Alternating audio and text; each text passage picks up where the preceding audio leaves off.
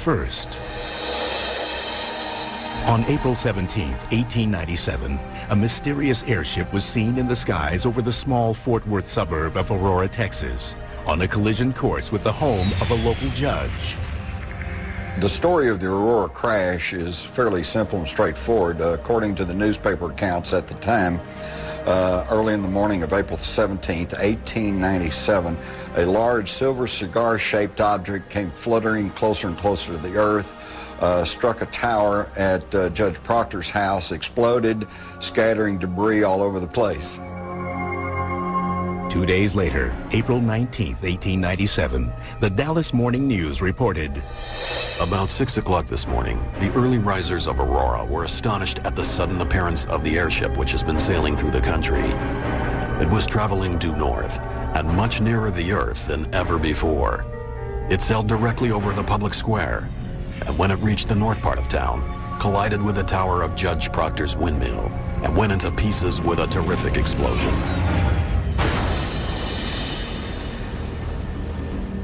Scattering debris over several acres of ground, wrecking the windmill and water tank, and destroying the judge's flower garden. According to the local legend, many of Aurora's residents raced to Judge J.S. Proctor's farm to help in any way they could. What they found was beyond comprehension. The Dallas Morning News reported that someone or something was in the craft. The pilot of the ship is supposed to have been the only one on board, and while his remains were badly disfigured, enough of the original has been picked up to show that he was not an inhabitant of this world. Mr. T.J. Weems, the United States Army Signal Services officer at this place and an authority on astronomy, gives it as his opinion that the pilot was a native of the planet Mars. His description was that it was an alien in form, and he was referred to as a Martian. Now, the only reference to Martians at that time were in the drawings of the science fiction writers, so it could have been sparked in part by literature. Of course, I wasn't there, so I can't say for sure who piloted the craft. All I can go is by the newspaper accounts, and they made it quite clear that the remains clearly indicated he was not an inhabitant of this world. According to the Fort Worth Register, the alien did not survive. They reported that he was given a Christian burial in the town cemetery. The fragments of the craft were then thrown down a well. The townspeople more or less wanted to forget about it, and I won't say pretend it didn't happen, but probably couldn't cope with what happened and didn't know. A small stone was placed over the unmarked plot to confirm the grave of the airship pilot. But as time passed, he would not be allowed to rest in peace. Years have gone by, leaving fewer and fewer eyewitnesses to the events of April 1897. Eventually, the story became a legend, a colorful tale that some considered to be fiction. Judge Proctor's land was sold. The newspapers stopped writing about the incident in Aurora, and the gravesite became little more than a curiosity. My initial reaction to the Aurora story, I have to admit, was a little bit of one of skepticism. But if you're going to be a history writer, you need to at least make a stab at trying to find out the truth. And that's what launched my investigation. When I began to research it, however, I found that there was more to the story than just the Aurora incident. I went to the Dallas Morning News, assuming that the Aurora story would be a headline on page 1. Well, it wasn't. It was buried in the middle of page 5. And what intrigued me was it wasn't even the first airship story on that page. In fact, there were over a dozen different articles about the mysterious airships listed in the April 19th edition of the paper. There were at least 16 in that same area the 2 days before this incident. 16 reported cases by reputable people is significant. In late November 1896, thousands of witnesses reported seeing the mysterious airship 1,500 miles away over California. Over the next few months, the tale spread to more than 20 additional states from California to Michigan. In Texas alone, the airship was spotted in over 30 counties between April and May of 1897. For those 2 months in 1897, literally hundreds of Texans saw something in the night air over Texas. They described it as cigar-shaped. Some people said it had lights. Some people said it didn't. Some said it could go 200, 150, 300 miles an hour. It could do things that airships today can barely do. Top speed at that time was about 35 to 40 miles an hour by train. And for reputable people to say something flew over their head going more than 100 miles an hour would be the same as us saying something went over our head going thousands of miles an hour. Texas historian Wallace Cheriton focused his research on the incident on the so-called witnesses listed in the newspaper articles. What I was trying to do was prove, were these real people? I was very pleased to find, yes, they were. They were, in fact, real people. When I first heard the stories of the airships, that excited me. It wasn't a lone incident. People across the country were experiencing something. That gave it validity. What were they seeing? Why were they seeing it? I'm not sure that we'll ever know what they were seeing. What I am sure is they saw something. Could it have been a balloon? Perhaps. Probably not an airplane, since those didn't exist. The first recorded man-made heavier-than-air flight was made, of course, by the Wright brothers in December of 1903 at Kitty Hawk. So whatever was flying over Texas in 1897 was not man-made. In fact, while hot air balloons were commonly used in the late 1800s, they were not able to perform complicated maneuvers, such as right-angle turns and rapid altitude changes that had been described by witnesses. Patents had been registered for more advanced airships, but there is no record of any actually flying during that period. We're talking about something that did not exist in 1897 and yet was seen by literally thousands of people. If there's a better example of a UFO, I don't know what it is. Soon after the Aurora crash was reported, the sightings ended. Suddenly, there were questions. Were these sightings real, or were they all part of a gigantic hoax? If you subtract out the known hoaxes, if you forget about them, what you're left with are hundreds of sightings by just common, everyday people that had absolutely no motive other than the fact, I saw something and I want to report it. Over the years, we investigate hundreds, thousands of UFO reports. They're seen, they land, and they fly away. This was something where it was seen, crashed, and left behind an occupant. That's why, to me, Aurora was the best airship case to investigate. And then, it's before Roswell. No one's gone in to cover it up. They didn't know about it. So that, to me, was the ultimate case to get the evidence I needed to prove or disprove what was going on. Coming up, the investigation focuses on the alien on board. We sent a letter and asked permission to exhume the body.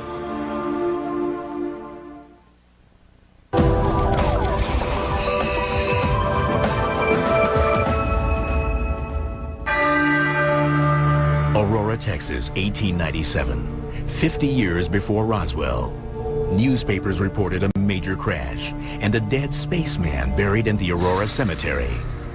But as time went by, the story was lost. Then, 70 years later, it resurfaced. Well, in 1973, Bill Case started writing articles for the Dallas Morning News, and that spread over the countryside. The interest jumped because, again, somebody was resurrecting the old Aurora crash in 1897. The legend was reborn. Ufologists across the country scrambled to uncover the truth behind the possible alien graveyard. Hayden Hughes, the founder of the International UFO Bureau, was among the first to arrive in Aurora. Aurora was the outstanding case to me because of the crash. of one of the airships for study, and for the remains of a pilot to be studied or exhumed if he was buried. Aurora was different. There was a body, a supposed alien body. There's very few retrievable corpses or bodies associated with UFOs, but none that can be documented as well as the Aurora case.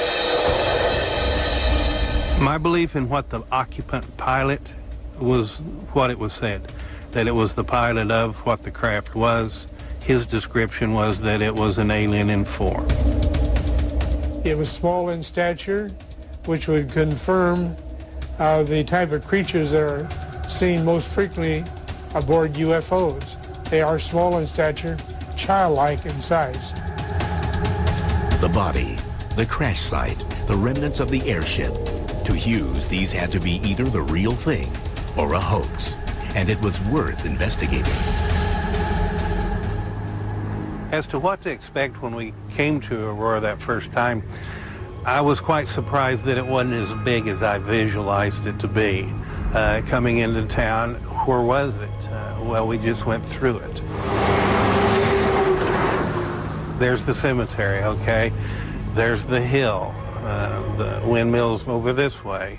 There's some houses down this way are businesses. That was the extent of it. Another surprise, Hughes's reception by the residents of Aurora. It appeared that they had no interest in solving the mystery. One time you talked, the people were open. The next time, they were not.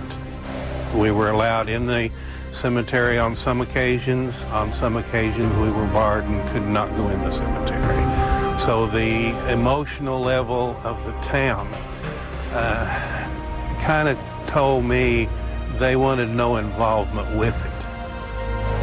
I had gone from extreme excitement and the possibility of what we could get to a frustration in that it was like the town was against us from the beginning.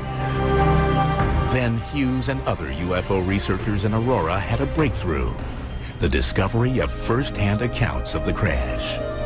The witnesses were less than perfect. Some memories had faded, others were incomplete, and eyewitnesses were now in their 80s. Ufologist Jim Marrs was among the first to interview the residents. In 1973, I interviewed 3 people who were alive at the time.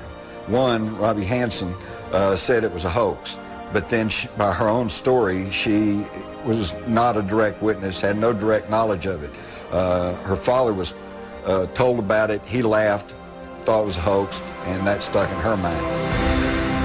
But then, Marrs discovered 2 witnesses who contradicted Hansen and offered first-hand accounts of the actual crash. There's Mary Evans, who did recall that something crashed. Her parents went to look at the wreckage but would not let her go. So we have kind of an indirect witness there who says it did happen. And then we've got Charlie Stevens, who is a 10-year-old boy, was out doing the chores and actually told me he saw the thing go over and said it was trailing smoke and it seemed to be in trouble. He saw it disappear towards Aurora, heard the explosion, saw smoke going up. He wanted to go up and see what had happened, but his father, this old farmer in 1897, said, "No, son, we have to finish the chores." And he said his father went up into town the next day and came back and told him about all the wreckage that was lying around. So the preponderance of the eyewitness testimony leans towards something happened. In addition to eyewitness accounts, researchers located one man who added a new twist to the investigation. Aurora resident Brawley Oates, who suffered from an extreme case of rheumatoid arthritis, believed his debilitating health condition was somehow connected to the Aurora legend. Brawley Oates lived at the site of the crash. I believe he moved there in 1945. And when he moved there, he had the well cleaned out because it had all this metal stuff and debris down in it. And he needed to use it for water. Oates believes that the water in that well that he and his family drank for about 12 years affected their health drastically.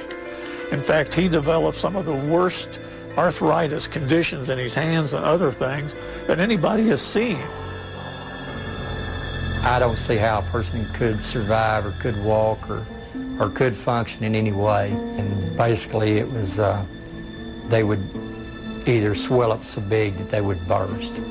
And at times probably bigger than golf balls on your fingers. And he claimed that it was from maybe the water from the well that they used. That's the way he told it. Brawley Oates told me that it was because of radiation from the well where people had thrown pieces of this Aurora spaceship. But in sealing off the well on his property, Oates also sealed crucial evidence to the mystery inside. For researchers, the scientific evidence to support their case was becoming increasingly difficult to find. We can't go on legends. We need scientific proof that you could take any court of law and prove that this event actually took place, as our investigation disclosed. In 1973, investigators set out to the crash site and the graveyard. They hoped to find any evidence that could have survived the 75 years since the crash. Coming up, mysterious metal samples baffled the experts. It's just a marvelous thing to have a piece of something you believe really could have come from a spaceship.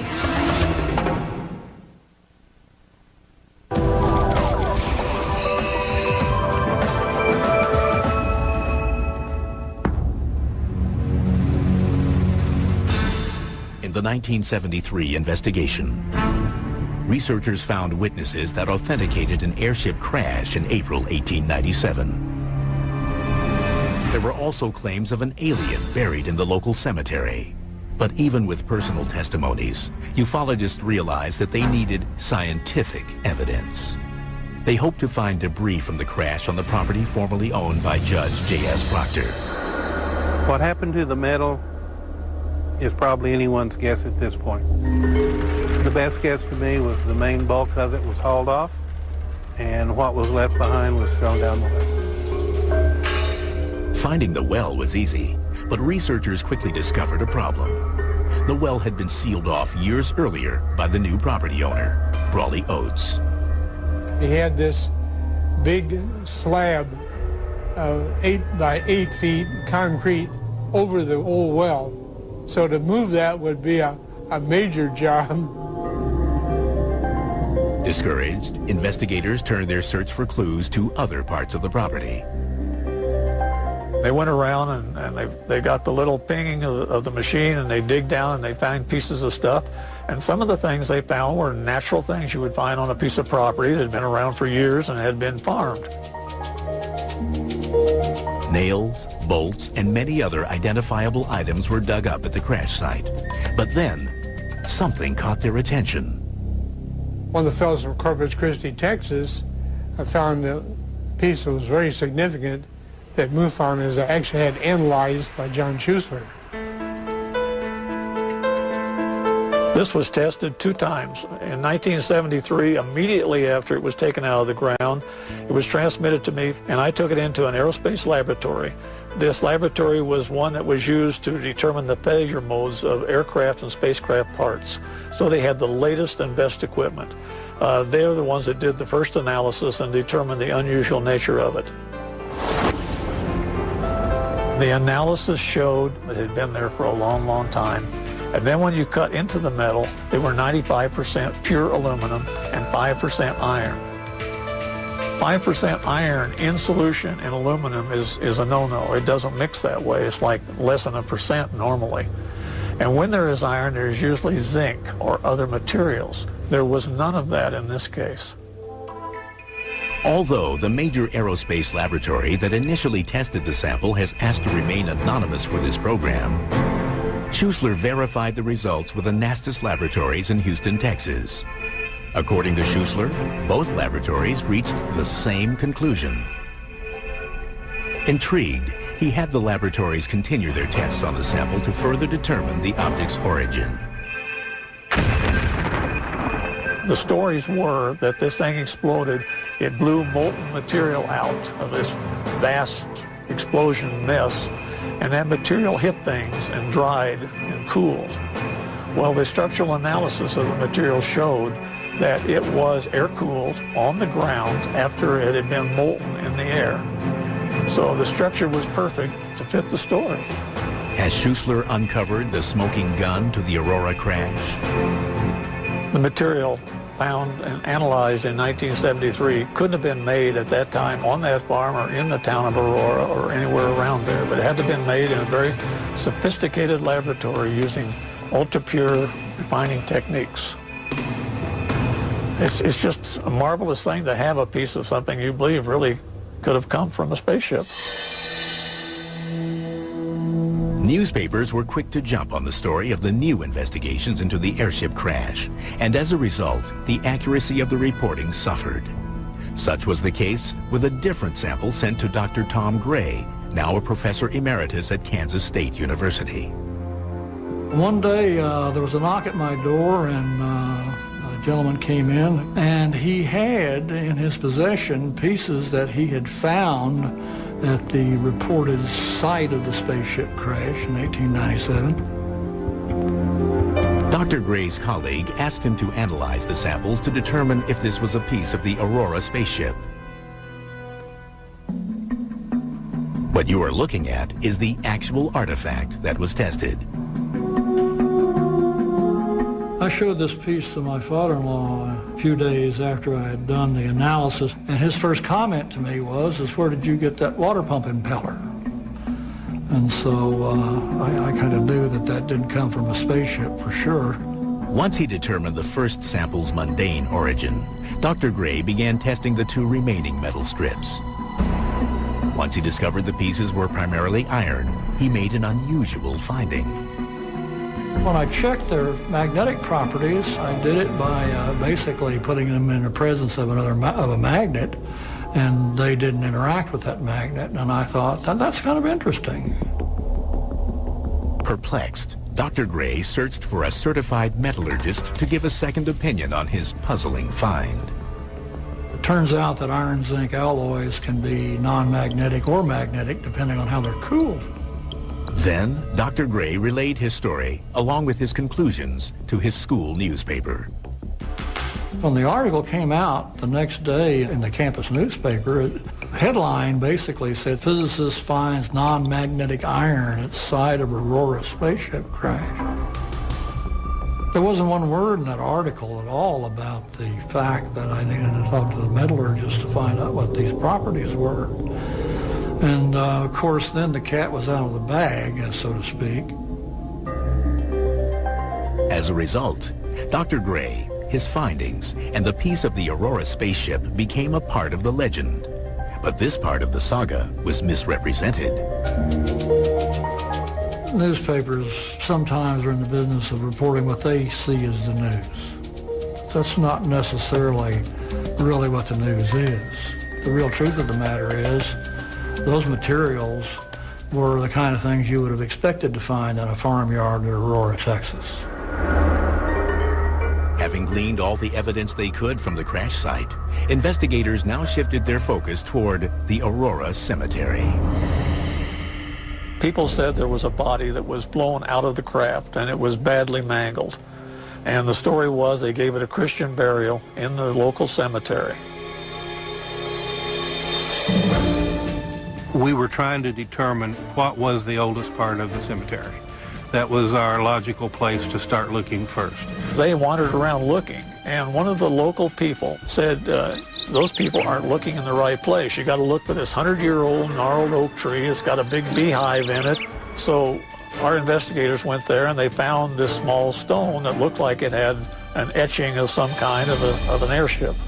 Believing that they had finally found the spaceman's grave, investigators for the Mutual UFO Network, or MUFON, made another startling discovery. And when they went to the grave site where this piece of stone was, they got the same decibel reading on their metal detector that they did from where they picked the material up from the ground. Walter Andrus, former international director of MUFON, believes there is a connection between the samples located at the crash site and what was reading inside the grave. The fact that they detected metal down in this grave indicated that someone must have buried, along with the body, some of the metal fragments from the crash site, which gives it more importance because it ties the two together. To find out if there was something there, we sent a certified letter to each of the members of the Cemetery Association in Aurora and asked permission to exhume the body. But it was fairly impossible to do that because the Cemetery Association was dead set against it, and they were getting an injunction to stop it. And in fact, the day that everybody wanted to descend on the cemetery, they asked the sheriff of Wise County to put some deputies out there, and he did. He said, we don't want people coming into the cemetery and digging all over because we're very proud of what we have here, and we don't want to see a lot of excavation going on looking for a body. Well, it's frustrating because if we could found that, this would be one of the bigger events and really would top off this whole investigation by coming up with an alien body. After 2 weeks, the patrols ended, and MUFON investigators suffered a crushing blow to their research effort. When we were able to get back to the grave site, the marker was gone. We don't know who took it or how. Then, another blow. Someone had driven a 3-inch pipe down into the earth there and apparently pulled the metal up in this 3-inch pipe. One of our MUFON investigators checked it and did not find any trace of metal with his metal detector. What could have been evidence to authenticate the Aurora UFO mystery was gone. Coming up, skeptics fight back. Other explanations to the Aurora legend are far from being out of this world. In Texas, we have an old saying that never let the truth stand in the way of a good story.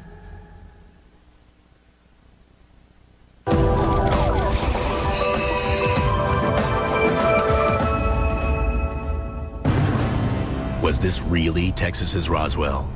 That's what investigators in 1973 hoped to find out. But like the Roswell story in 1947, the Aurora, Texas legend grew larger and the story more twisted as each day passed. At every turn, skeptics challenged journalists and investigative agencies like the Mutual UFO Network and the International UFO Bureau, seeking to disprove their research.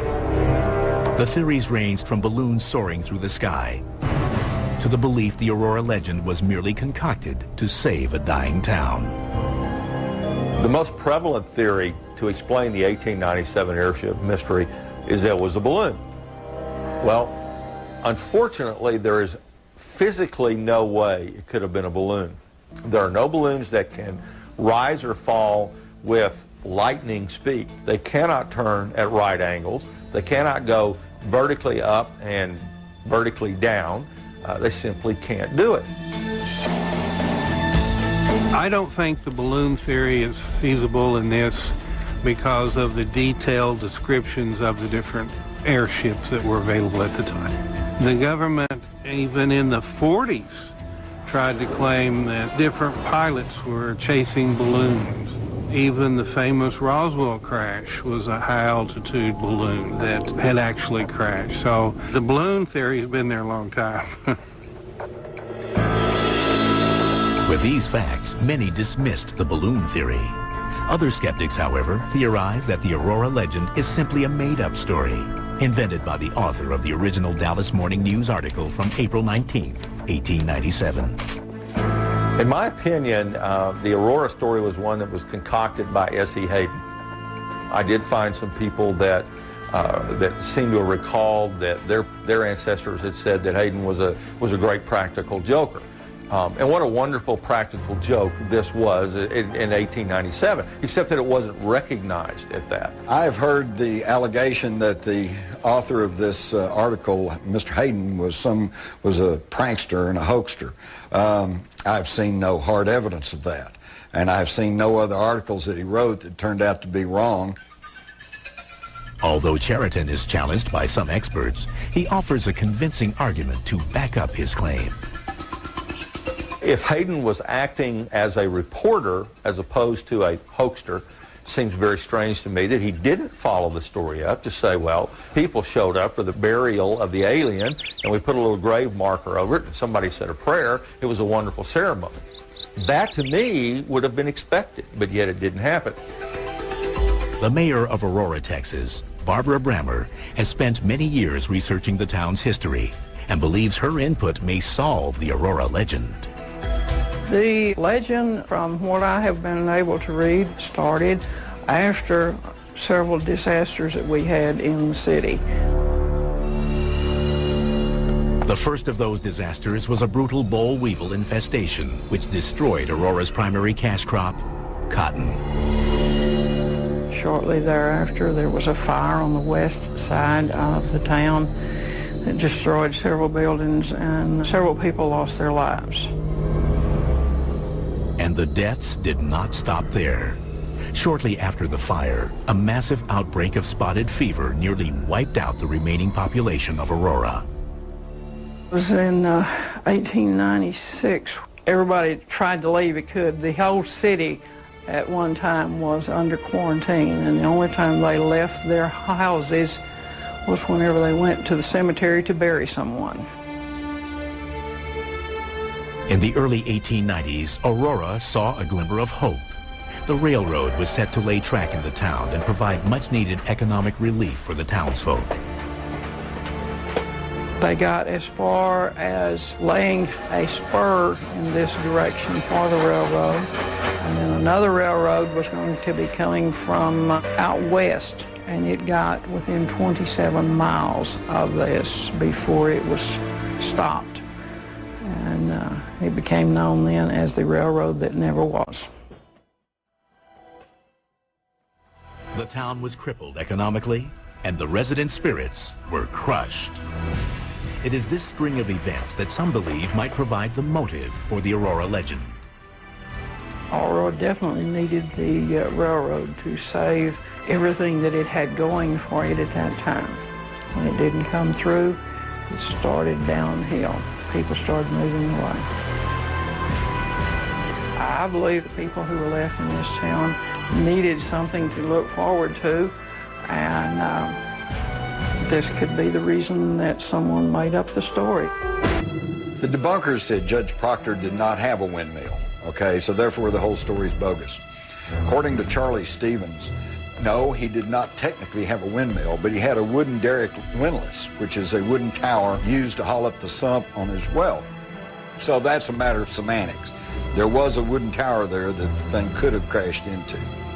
In order to find evidence, I found one of the metal angle brackets that supported the wood arm of the windlass. One metal bracket is still there at the scene. Another element of the legend has come under attack from skeptics. The initial identity of the spaceman came from T.J. Weems, a local member of the U.S. Army Signal Corps. It is argued that Weems was only the town blacksmith and in no way an expert on astronomy, like the newspaper claimed. According to Charlie Stevens, T.J. Weems was also an amateur astronomer, had his own telescope, and was widely known as a lay expert on astronomy. So that argument that he didn't have any knowledge that's pretty specious too. Despite the many explanations that researchers, journalists, and skeptics have for the Aurora legend, there is at least one thing that everyone can agree on. As far as I'm concerned, it's still a good story. It's a good story. I wasn't around then, but my granddad could tell a pretty good story. In Texas, we have an old saying that never let the truth stand in the way of a good story. After 3 decades, Hayden Hughes returns to Aurora. But can he solve the riddle of the mysterious airship once and for all? We have maybe one of the most scientific finds of the 20th century right here behind us.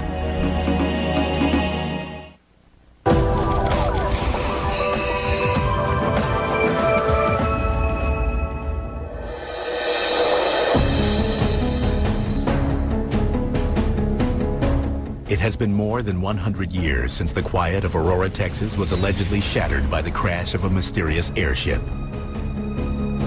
Like the incident in Roswell, New Mexico, that supposedly took place in 1947, the truth may never be known.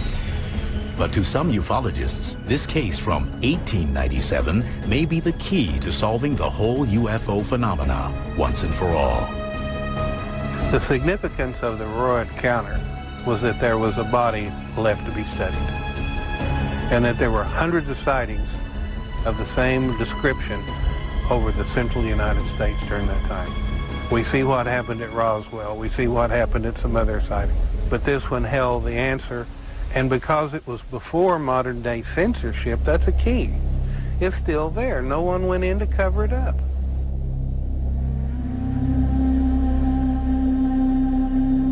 While this former boomtown used to boast 3,000 inhabitants, there are only about 400 people living there today. The town may have decreased in size, but the controversy surrounding its most famous visitor has only grown. If nothing else, the tale of the mysterious airship crash has served to polarize Aurora, dividing believers from skeptics. Aurora's big claim to fame has to be the legend. It's the thing that has lasted longer than anything else. Some people think it's a funny joke going around. They do not believe that this actually happened, and they'll laugh at you because they say it's such a hoax. Well, we're dealing with belief systems here. And I found this when I first began to investigate this in the little town of Aurora. About half the people said, no, it was just a big hoax. And the other half said, no, it really happened. I had a feeling that they thought people were laughing at the little town of Aurora, even though the population there now had absolutely nothing to do with the airship mystery. I just always got the sense that this is not something they wanted to embrace. Despite the town's ambivalence towards its famous legend, in 1976 they installed a plaque at the cemetery that supposedly houses the aliens' remains. Since the actual stone marker was stolen more than 30 years ago, it is impossible to know the precise location of the pilot's body. To me, the only thing at this point that would satisfy it, it's pretty obvious we're not going to find a grave site to dig in. So, secondary, let's go to the well. Although the windmill above the well no longer exists, the former Proctor property was purchased by Brawley Oates in 1945. Long-standing rumors hold that the well on the property was contaminated by radioactive debris. More than 100 years later, the legend has also grown to include a mysterious patch of ground that lacks vegetation. When the mayor shared details of this rumor with Hayden Hughes in 2005, it renewed his interest in solving the mystery. Aurora, to me, had the most possibility of providing evidence that could confirm or deny the existence of the airships and the occupant. And when we left empty-handed, I saw it kind of as a failure because the evidence was still there. Maybe 2 feet under where we were standing, but still we were unable to walk away with something we could really go forth and say, all right, here's something. Let's investigate that further. For the first time in over a quarter of a century, Hayden decided to revisit the place where it all began, the crash site. This is the alleged crash site of the airship. We're on top of the hill, valley all the way around. This is where Proctor had his property. His windmill was here, and we had a well, which was later cemented in. Certain areas are still accessible, but this fence stands in front of Judge Proctor's original well. Several requests to gain access to that part of the property were made for this program, but no calls were returned. My gut feeling tells me we're onto it and there's something there, and I can't dispel that. So close to where he feels the answers to the airship mystery lie, Hayden Hughes' frustration is palpable. We have maybe one of the most scientific finds of the 20th century right here behind us, and we can't get to it because of this big bird cage that's been built over and cemented in. sealing below the evidence that may have contaminated the soil around it that is keeping vegetation from growing today. And if it could be possible to go down, dig up, whatever, that might be what it takes to put an end to this legend over all these years.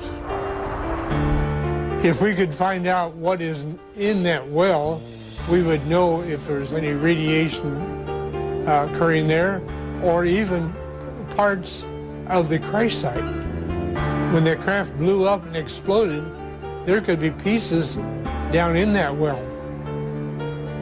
Most people search for just what's on the surface and don't take the time to really dig down and find out. You know, it's interesting to note that we're back here where it all started. Right here on this very site. Time has come and gone. A lot of stories has come and gone. Until we can get on the other side, until we can get some good soil samples or get down in the well, this is where the story's going to stay, just rolling along and continuing to grow. If the entire legend of the airship crash of 1897 is a hoax, then an amazing practical joke has been played on everyone by S.E. Hayden, the man who wrote the original newspaper article for the Dallas Morning News. But without concrete evidence, ufologists can neither debunk the hoax nor prove the legend to be true. There are lots of legends and stories going around that are passed from word of mouth and through newspaper clippings and so on. But we deal with the facts. We investigate UFOs, and we try to prove beyond the question of a doubt when we investigate a case that it was a UFO. I would say that the probability of the crash actually happening is probably 85%. I think there's strong evidence for that. The Aurora spaceship crash of 1897, I believe, is the smoking gun of the UFO controversy. Because in earlier years, the debunkers would say, well, it's just misidentified aircraft, satellites, commercial, military, maybe even secret government test craft.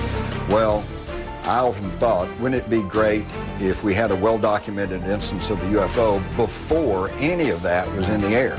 And we do, with the Aurora, Texas crash of 1897. We are fairly sure there was a crash at that site. I mean, all the physical evidence, all the stories about the people that were available at the time all go together and they all fit. It's not a mistaken identity and it's not a tall tale.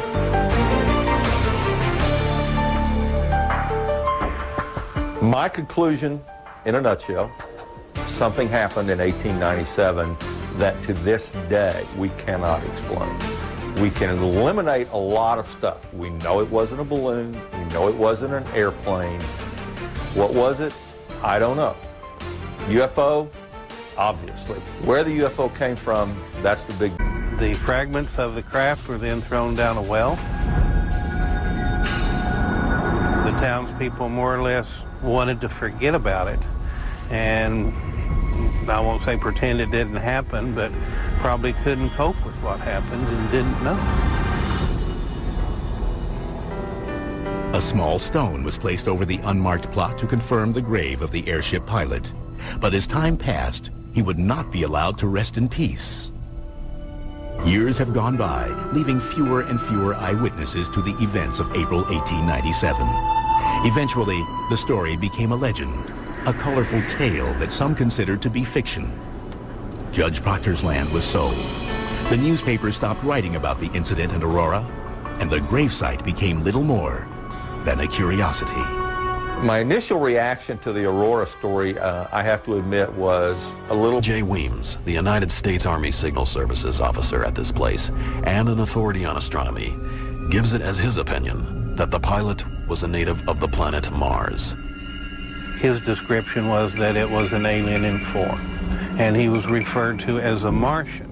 Now, the only reference to Martians at that time were in the drawings of the science fiction writers, so it could have been sparked in part by literature. Of course, I wasn't there, so I can't say for sure who piloted the craft. All I can go is by the newspaper accounts, and they made it quite clear that the remains clearly indicated he was not an inhabitant of this world. According to the Fort Worth Register, the alien did not survive. They reported that he was given a Christian burial in the town cemetery. It sailed directly over the public square, and when it reached the north part of town, collided with the tower of Judge Proctor's windmill and went into pieces with a terrific explosion.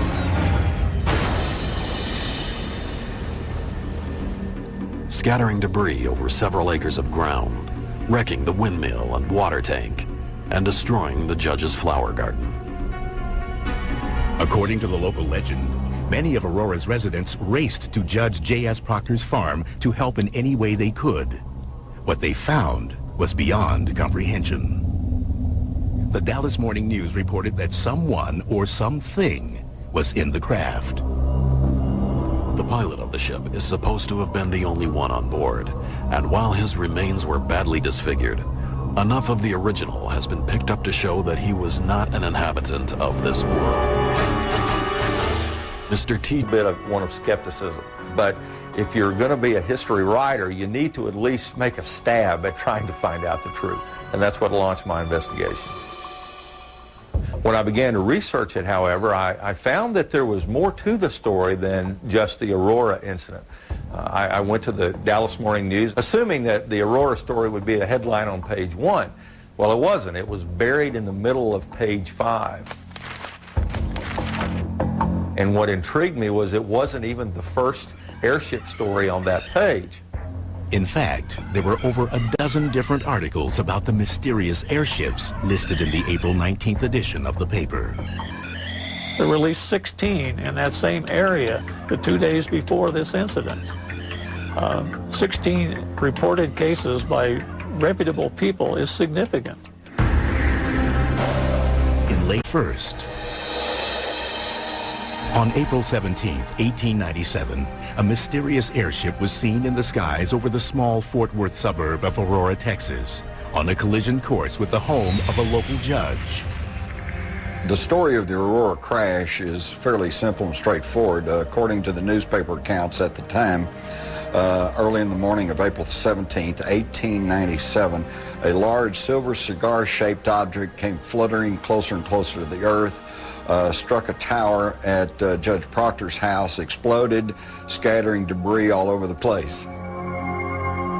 2 days later, April 19, 1897, the Dallas Morning News reported, About 6 o'clock this morning, the early risers of Aurora were astonished at the sudden appearance of the airship which has been sailing through the country. It was traveling due north and much nearer the Earth than ever before.